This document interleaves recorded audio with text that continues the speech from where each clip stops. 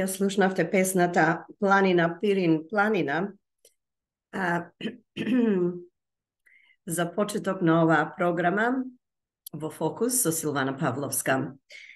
Продолжуваме програмата посветена на македонската книжевност и историја. Ова е третиот дел од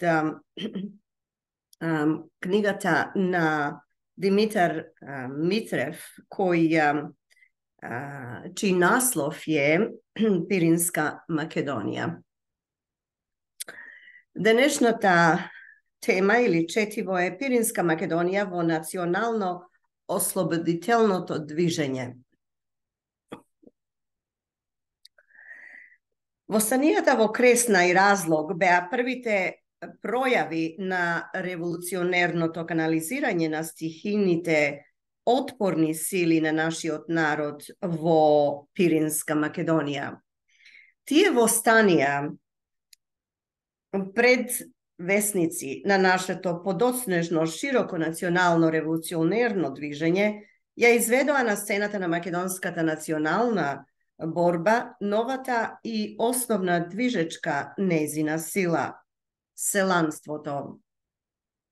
Понатаму, селанството има да игра главна улога и да го определува карактерот на нашето движење за национално ослободување, кое по својата сушност беше движење на урнување на феудализмот, што ја држеше земјата во тесните рамки на сестрана економска заостанатост. Заедно со селанството, пак поради економската заостанатост и по силата на конкуренцијата од страна на западните капиталистички земји, со засилувањето на недоволството се револуциониризираше и нашето трговство и занаетчиство. Капиталистичкиот развиток на земјата, кој започна под натисокот на надворешниот капитал, вместо да ги ослободи селаните од зависноста на беговите, чифлик саиби, така наречени, ги фрли во уште една потешка економска состојба и ги постави во положба на објект за уште посилна експлоатација и потиснување од страна на беговите и државната власт. Вместо занаетите да се развијат во поедро манифактурно производство, кое брзо да прерасне во модерна индустрија, беа пропаднати и голем број занаетчии останаа без поминок. Самата турска држава, со својата економска политика на капитулации и концесии во однос на западноевропските капиталистички интереси, одеше по линија на задлобочување на својата економска зависност. И подоцна, со подпишувањето на Муаремскиот декрет од 1881 година, Турција изврши правно оформување на таа зависност. Овој декрет, подпишан од султанот Абдул Хамид, означуваше полна победа на инвазијата на европскиот финансиски капитал во земјата.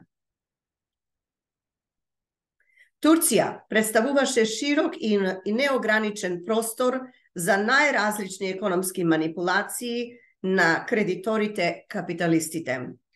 Туѓите банкери се повеќе ги вложуваа своите капитали во бројни предпријатија во границите на Турција. Тие основаа банки, градеа железници, трамваи, електрични инсталации, но тие грижливо избегаваа да подигнат фабрики за преработка на суровите материјали во земјата, бидејќи немаа интерес од индустриализација на Турција.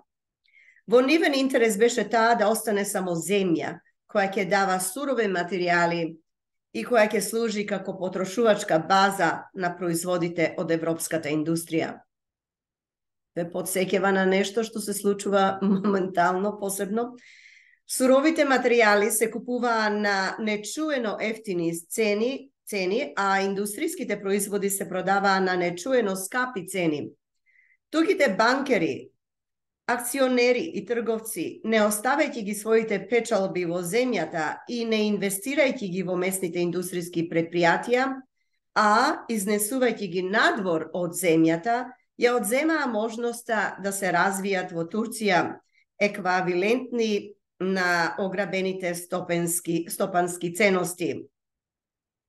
Ако милионите турски лири што беа натрупани или изнесувани од туѓите акционерни друштва се инвестираа во градење на индустријски предпријатија во Турција, голем дел од населението од села и градови ќе најдеше поминок во индустријата и во сврзаните со неа предпријатија. По тој начин ќе се извршеше едно прегрупирање на стопанските и социјалните сили по примерот она што стана во Европа, Но европскиот индустријски капитал го имаше сиот интерес да ја држи Турција во положба на колонија, која да дава ефтини сурови материјали, а скапо да ги плаќа производите на европската индустрија. Економската заостанатост и зависност на Турција неизбежно најде одраз во незината внатрешна и надворешна политичка положба. Султанската влада, неспособна да се справи со перманентната стопанска криза и да ги задоволи потребите на населението, ја следеше политиката на политичко безправие и безогледен терор. Спроведувајќи ја својата политика максимата разделувај и владај, таа влада се крепеше врз создавањето на кражби и народносни непомирливости меѓу разнородното население на империјата. Курди против ерменци, турци против арапи, грци против македонци и така натаму. Еднаш по директива на владата се покрена, се подкрепува едната народност, по директива на владата се подкрепува едната народност, друг пат другата. И секој пат во согласност со политичкиот момент и односот меѓу силите на поделните народности. Принципот на султанското владење целеше да ги подскренува послабите, да ги подпомага помалобројните етнички елементи и да ги држи во шах посилните. Системот на турскиот апсолутистички монархизам, лишувајќи ги потиснатите народи од секакви политички и национални права, испроведуван од едно нечуено корумпирана бирократија, создаде услови на бесправност и безодговорност. А со покровителството на разните разбойнички банди, предимно од турци и албанци, што го тероризираа и грабеа населението, се дополнуваше сликата на народните робски неволи. Последиците од таа положба, во која се карактеризираат последните 2 децении на минатиот век, вели авторот Димитар Митрев во неговата книга Пиринска Македонија. Значи, последиците од таа положба, со која се карактеризираат последните 2 децении на минатиот век во Турција, брзо излегоа на површина. Општата економска и политичка криза, како тежок валек, почна да го гази сиромашното селско и градско население. Недоволството на основните потиснати маси, селанството и занаечиството и значаен дел од трговското растеше паралелно со нивното се посилно економско и политичко потиснување. Тие маси ги бараа патиштата за урнување на робскиот живот и ги наоѓаа во потребата од организирана борба за национално и социјално ослободување. Врз базата на општото недоволство се роди и разви организираното национално ослободително движење на нашиот народ. Начело на тоа движење застана интелигенцијата, а во прв ред учителството. Па таа предводничка интелигенција беше под силно влијание од движењето на револуционерните демократи во Русија. Од идеите и борбите на национално-револуционерните движења во Бугарија, Србија, Италија и други земји, како и од социјалистичките и други прогресивни идеи. Од највисоко култивираните кругови на интелигенцијата излегоа основоположниците на внатрешната македонска револуционерна организација. Таа ги постави своите основи врз принципот на самостојна револуционерна борба со учество на сите потиснати маси во Македонија, без разлика на народност, а со цел за извојување на политичка автономија. Со основањето на ВМРО во 1893 година е извршен преодот онекогашните пројави на индивидуален или групов протест против султанската и беговската тиранија, како што беше тоа во периодот на ајдутството, кон канализирање на стихините протестни пројави по пат на масовно организирано револуционерно движење. Ако во преминатите недоволни борбени пројави на нашето селанство се изражуваше само стихиното осознавање на потребата од борба со сила за соборување на потисништвото и грабежот, ВМРО си постави како основна задача да работи за револуционерно осознавање на народните маси, за издигање на нивната свест на таков степен, што борбата за своето ослободување да ја сваќаат единствено како нивно сопствено дело, како резултат од нивните нараснати револуционерни сили. Ослободувањето на Македонија може да биде само дело на македонците. Таа мисла на Гоце Делчев, најистакнатиот организатор и раководител на ВМРО, беше раководно начело на започнатата револуционерна дејност во Македонија.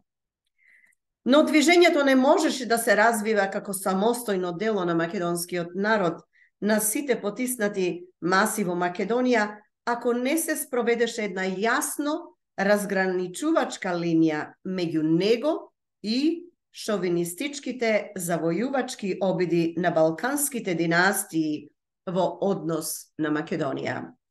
Затоа, ВМРО се зароди уште во првите години на својата револуционерна дејност како национално ослободително движење на нашиот народ, чии што усилби беа управени во две основни линии.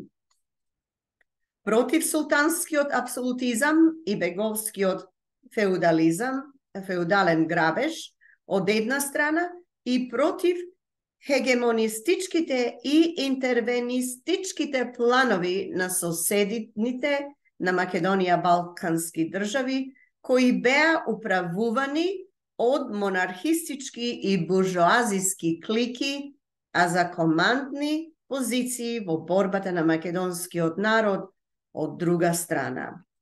Овој самостоен облик на ВМРО како вистински народна и од народот израсната организација го определува нејзиното историско значење како нова, повисока форма на националното движење на македонскиот народ. Меѓу првите крупни успеси од дејноста на ВМРО беше нејзиното брзо проширување и во Пиринска Македонија. Во таа наша покрајна, организацијата уште во почетокот се закорени длабоко во народните маси и брзо израсна како вистински народен револуционерен отпор. Тоа брзо разрастување на ВМРО уште во почетокот во Пиринска Македонија се должи на следните објективни и субјективни предуслови. Прво, силно развиеното ајдутско движење и востанијата во Кресна и Разлог представува револуционерна практика и револуционерни традиции на населението тој крај, која што сега во новоизменатите услови на ослободителна борба, а во континуитет со таа практика и традиции, можеше да се огледа од какво судбоносно значење е за него организирањето на едно широко, посемесно револуционерно движење. Токму поради тоа што во своите минати борби, како и во востанијата во Кресна и Разлог, пиринските македонци хранеа некои илузии за помош надвор, Русија и Бугарија, а откако брзо се уверија што може да се крие за таква и слична помош на подпирањето на сопствените сили, и на обединувањето на тие сили во една самостојна и независна организација. Тие гледаа како на единствено спасоносно средство за излез од тешката робска положба. Затоа, наред со народот, во редовите на организацијата се вклучуваа и познати стари ајдути, заштитници на народот и учесници во неговите востанија, како Илија Крчовалијата, Никола Куртуле, Атанас Тешовалијата и други кои станаа подоцна верни војни сподвижници на Јане Сандански. Второ, неподносливиот економски гнет на пиринското селанство, чија основна маса се составуваше од чифлигарството, тешката даночна система на која беше подложено ситното и средното селанство и постојањето на лихварскиот грабеж од страна на селските џорбаџии, беа чинители што уште повеќе ја стимулираа општата борба против беговите и агите, што ја револуционизираа свеста на селанството за поврзување на борбата против феудализмот со борбата за извојување на национална слобода и што го упатуваа кон револуционерна меѓународносна солидарност со другите потиснати народности во Македонија. Пиринска Македонија се наоѓаше во непосредно соседство на Бугарија, од каде се регрутира врховистичките вооружени чети. И поради тоа што тие чети гледаа на теренот од Пиринска Македонија како на географски најпогоден терен за навлегување во другите краишта на Македонија, па народот од тој крај, уште во првите години од дејноста на ВМРО, беше не само непосреден сведок, но и непосреден учесник во борбата на организацијата против врховистичките вооружени интервенции. Многу порано од народот во другите делови на Македонија, пиринските македонци, бидејќи им беше добро позната бугарската, во наводници, помош, од времето на Кресненското востание, започнаа по суштина да ги разпознаваат методите и целите на врховистите. Тоа им помогна на пиринските маси да се обединат што подсврсто зад организацијата и да бидат упорни и непоколебливи во одбраната на нејзината самостојност и независност. 4. Уште во почетокот, ширењето на национално-револуционерната идеја сред народот од Пиринска Македонија се вршеше од организатори и пропагандисти, што има пречистени поими за методи и целите на револуционерното движење, токму како широко национално-демократско движење и што можеа со силата на револуционерното обединување и личниот револуционерен пример да действуваат за длабоко револуционерно освестување на народот. Фактот што еден од првите револуционери, тоест еден од првите револуционерни организатори во Пиринска Македонија беше Гоце Делчев, фактот што тука работеа револуционерни организатори од величината на Јане Сандански и што тој беше подпомогнат од своји сподвижници во Пиринска Македонија како Крсто Асенов, Сава Михајлов, Ѓорѓи Скрижовски, Таска Тасерски, Димо Хаџидимов и други, јасно покажува дека овде субјективниот фактор беше револуционерно цврст и непоколеблив уште во периодот на зародувањето на нашето национално револуционерно движење во тој крај. Првите подкрупни чекори во проширување дејноста на ВМРО во Пиринска Македонија беа направени од незиниот главен организатор Гоце Делчев. Во 1896 година Делчев доаѓа за учител во Банско и веднаш започнува со пропаганда и разјаснувачка дејност сред пособудените луѓе од занаечиската и трговската средина. Иако наоѓа на извесен отпор од страна на местните чорбаджи, лихвари, приемот на неговата револуционерна проповед сред поголемиот дел од банскалиското население ветува брзи успеси. Откако е формиран револуционерен комитет во Банско, Делчев продолжува со својата пропагандаторско-организаторска дејност во Разлог и со истиот успех. И тука се формира револуционерен комитет. Потоа Делчев ја продолжува својата обиколка по разлошките села Белица, Годлево, Драгалишта, Добарско, Бања, Добриниште, Јакоруда, Елешеница и Бачево. За кратко време, 1-2 месеца, целиот Разлошки крај е вклучен во мрежата на внатрешната револуционерна организација. На неколку пати Делчев оди во Горна Џумаја и Неврокоп, каде што исто така формира револуционерни комитети.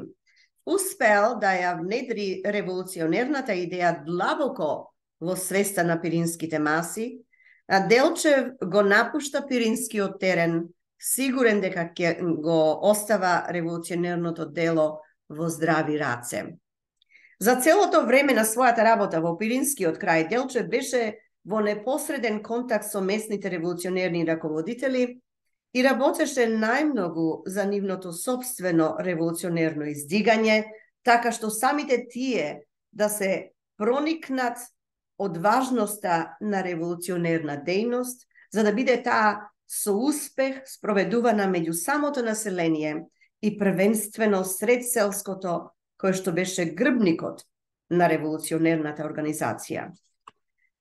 За Делчевата дејност сред местното раководство Иван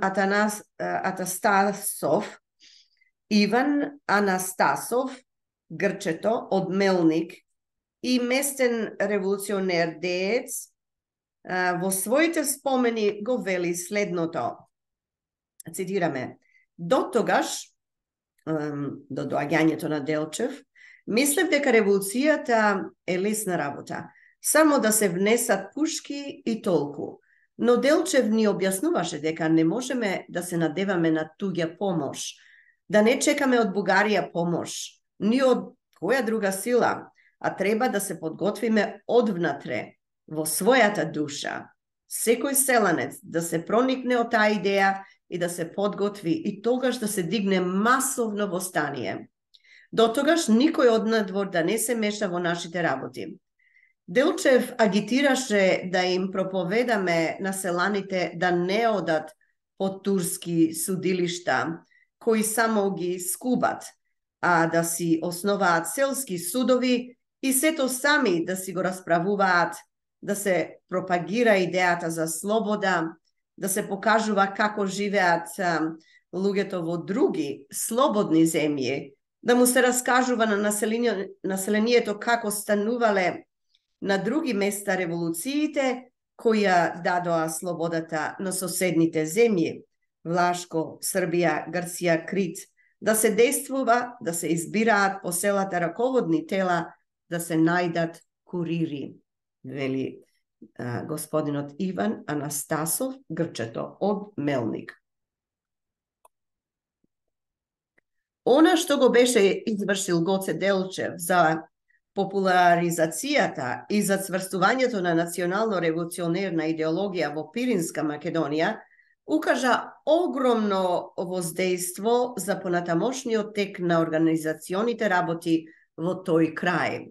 Неговата агитација помогна и за тоа организацијата да не се разбере само како некаква завера, само како тајно дело на грст заколнати конспиратори, терористи, и дека сета работа се состои во снабдување со оружје, како што мислел порано Иван Анастасов, Грчето, и како револуционерно движење што треба да проникне длабоко сред народот во неговата душевност и во неговата свест.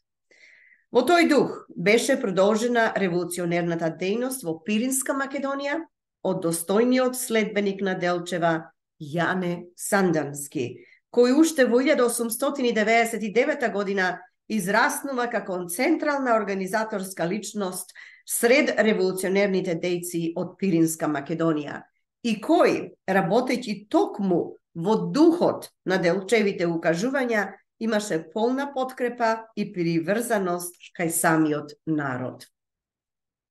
Сандански и неговите сподвижници успеа од Серскиот револуционерен округ, во кој што влегуваше цела Пиринска Македонија и некои од најјужните делови на Егејска Македонија, да создадат една неразурлива тврдина на организација.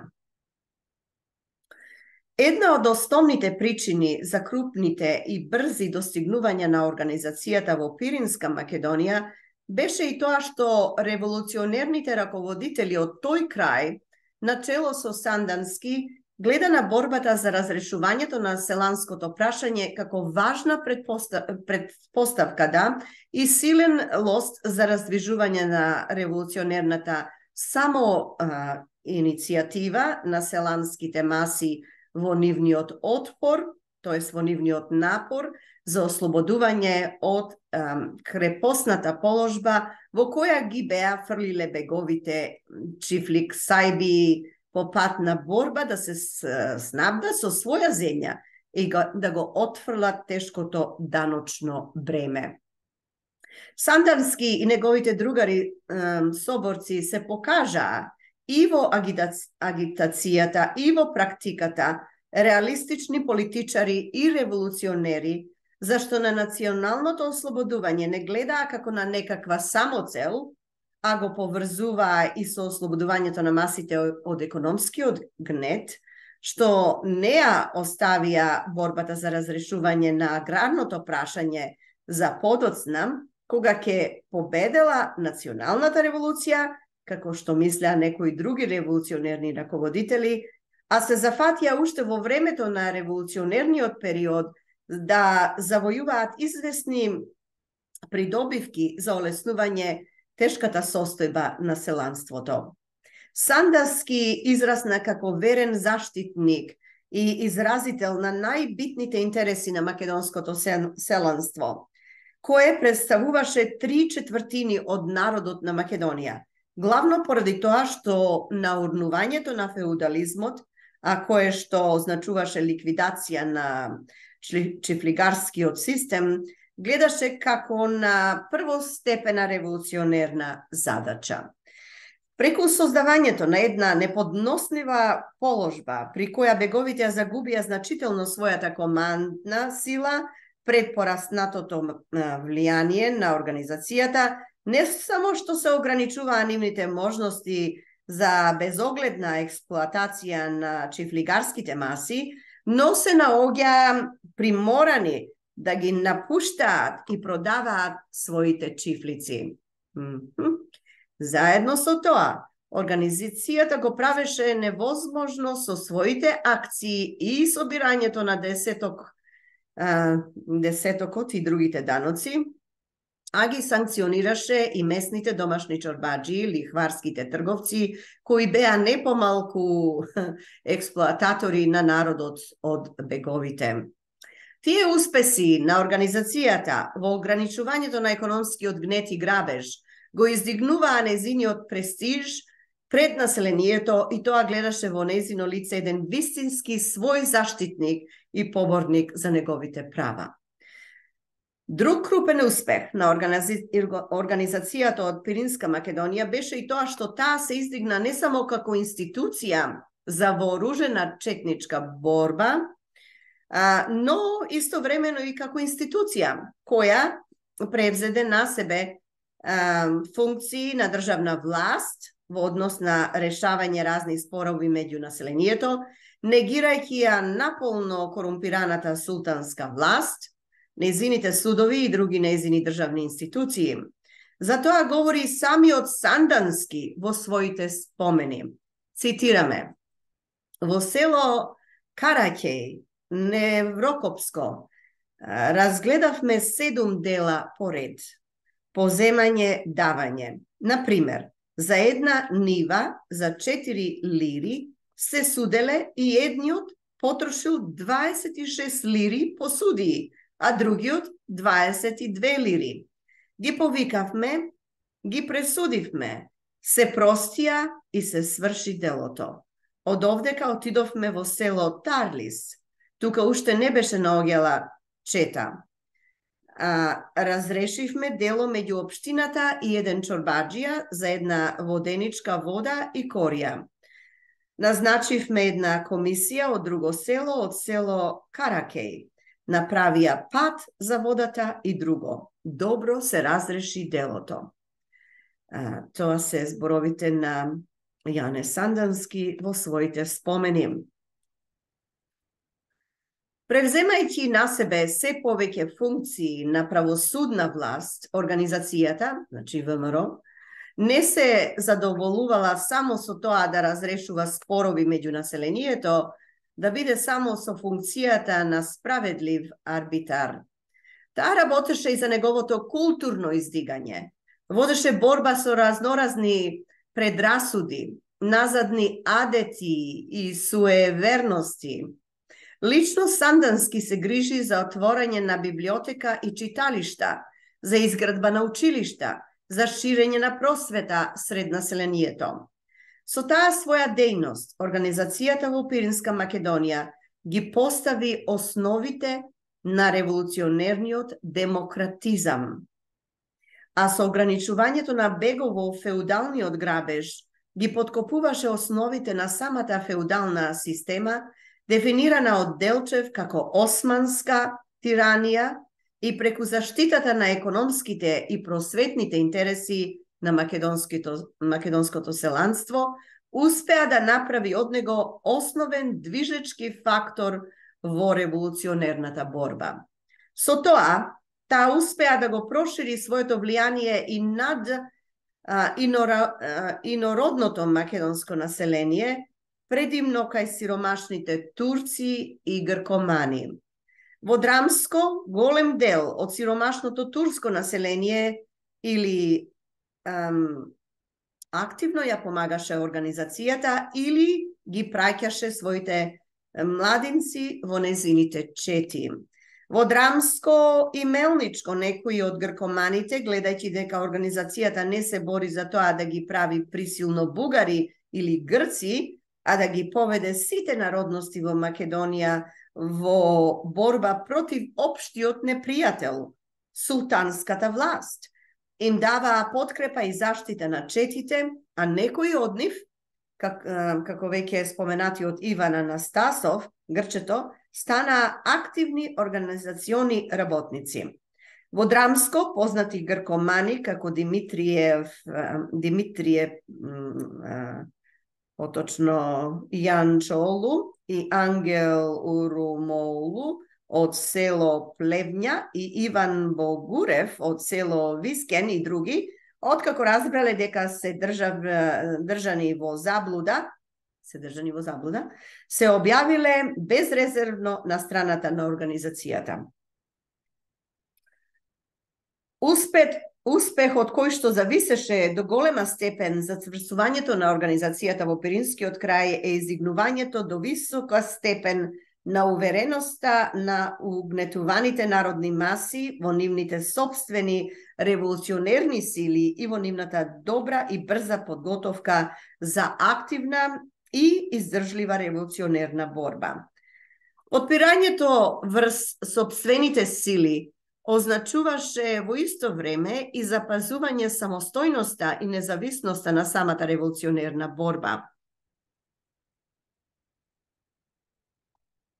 Една револуционерна организација не може да има оправданост за своето постоење ако не смета на своите внатрешни сили и со револуционерни средства да го управува ефикасниот и правилниот развиток на борба што ја води. Затоа и на самото вооружување на организацијата, пиринските дејци гледаа како на нејзино сопствено дело. Вооружувањето на организацијата требаше да стане преку низа револуционерни акции во процесот на самата борба, зашто ако се бара материјални средства од бугарската влада или од која и да е друга влада или надворешна институција, тоа означуваше напуштање на самостојниот и независниот карактер на борбата, означуваше земање ангажименти за сметка на здравите револуционерни столбови на организацијата. Како таква акција за здобивање на средства за вооружување по свој пат, без ангажименти таму или ваму, пиринските револуционери го изведоа планот со заробувањето на американската протестантска мисионерка Мис Стоун. Акцијата за заробувањето на Мис Стоун беше замислена и изведена од Сандански и неговите другари Христо Чернопеев, Крсто Асенов, Сава Михајлов, Сандо Китанов и други. Откако се извршува заробувањето при местноста Потпрена скала на патот меѓу Симитли и Разлог, Сандански праќа своји пратеници да бараат од американскиот представник во Цариград, Дикенсон, откуп од 25.000 лири за заробената мисионерка. Од таа смела и мајсторски организирана акција, Сандански успеа да добие за организацијата 14.000 лири, што му ги предава на Делчев.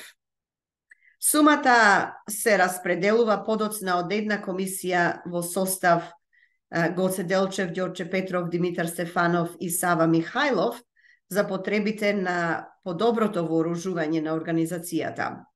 Од општата сума 7.000 лири се даваат за вооружувањето на Битолскиот револуционерен округ, а останатите пари за вооружувањето на другите револуционерни окрузи.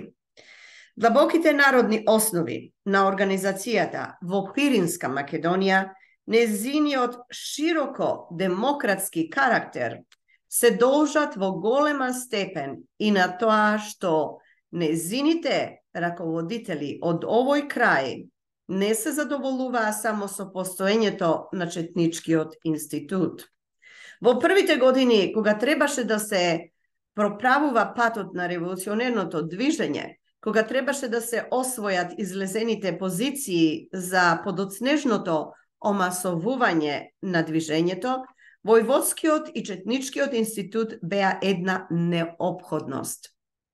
Тогаш, со оглед на постојната политичка анархија и безогледен терор од страна на органите на султанската власт и покровителствуваните од неа разбойнички банди, како и со оглед на тоа што организацијата беше уште во почетокот на својата дејност, а требаше да се справува со сите сили и фактори што се испречуваа пред неа, да уништува или парализира едни, да оползотворува други, да трпи штети од трети, единствено четништвото можеше да ги реализира потребните основни успеси.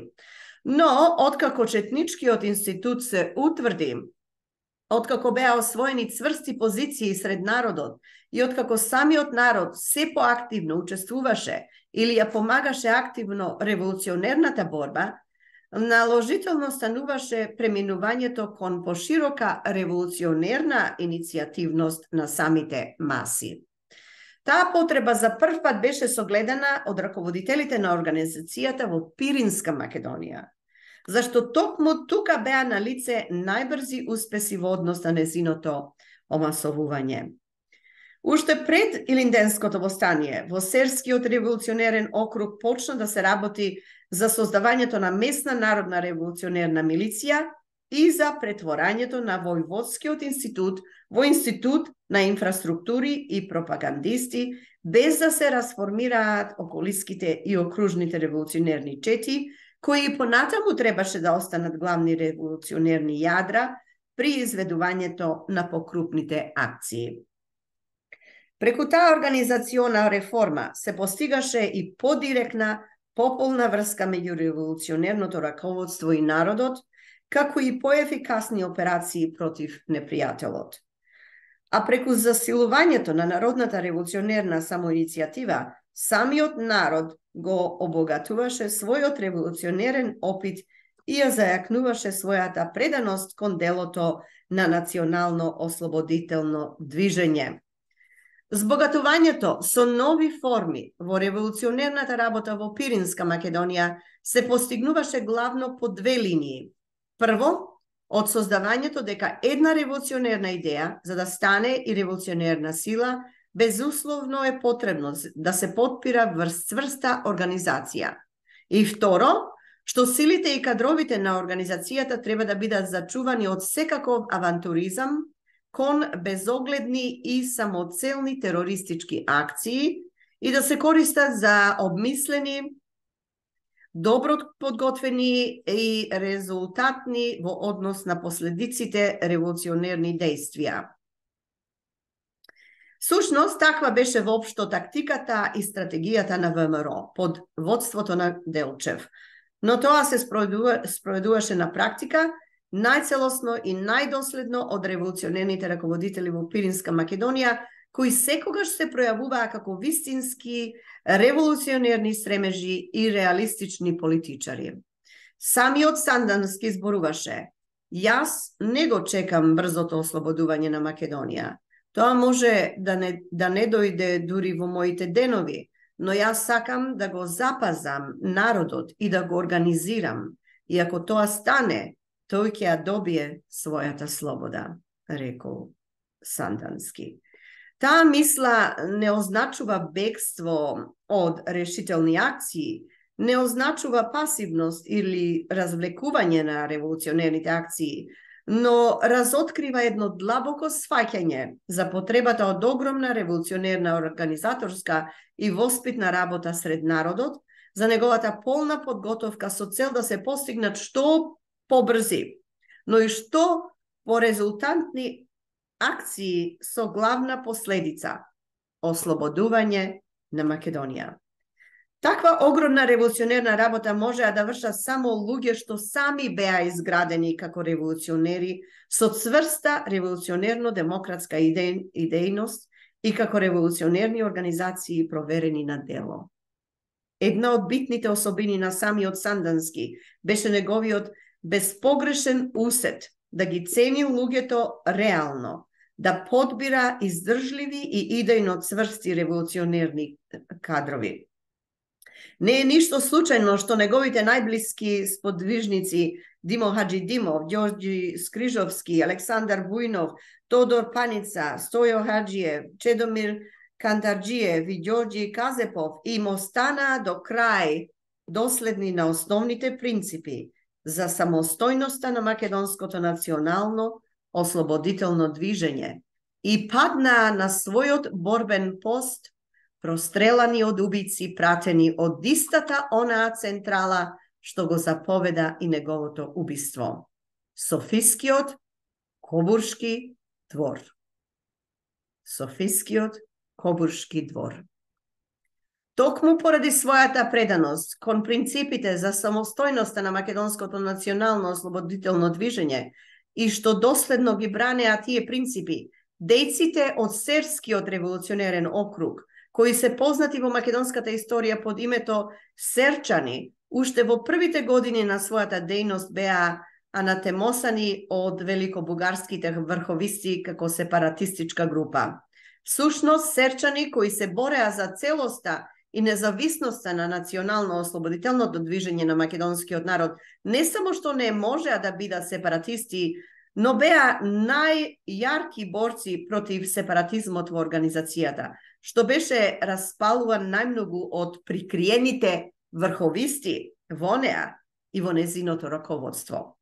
Ако Серчани од својот круг успеа да направат една вистинска револуционерна бариера, една тврдина на револуционерната организација за одбивање на контрареволуционерните пристапи однатре и однадвор, тие никогаш не се затворија во границите на својот округ и никогаш не се дезинтересираа од работите на организацијата како револуционерна целост, тоест како движење на целокупниот македонски народ и потиснатите народности во Македонија.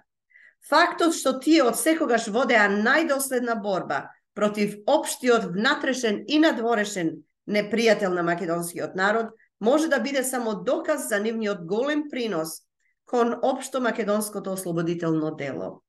Поради таа своја дејност и поради тие своји позиции, Серчани, најмногу од сите други револуционерни дејци во Македонија, беа предмет на постојани атаки, напади и вооружени провокации од страна на дворешните непријатели на македонскиот народ, првенствено од великобугарските анексионисти, на чело со Фердинанд Кобуршки.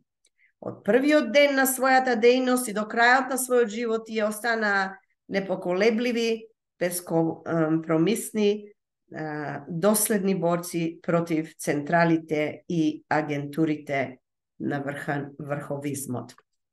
Ете, тоа беше третиот дел, насловен Пиринска Македонија во национално ослободително движење, четиво содржано во книгата со наслов Пиринска Македонија на Димитар Митрев, која што е дел од нашата книжевност и историја. Следниот дел, четвртиот дел, ќе го посветиме на Пиринска Македонија во борбата против врховизмот. Од мене Силвана Павловска ви благодарам за вашето внимание на програмата Во фокус и се гледаме следниот пат. До гледање.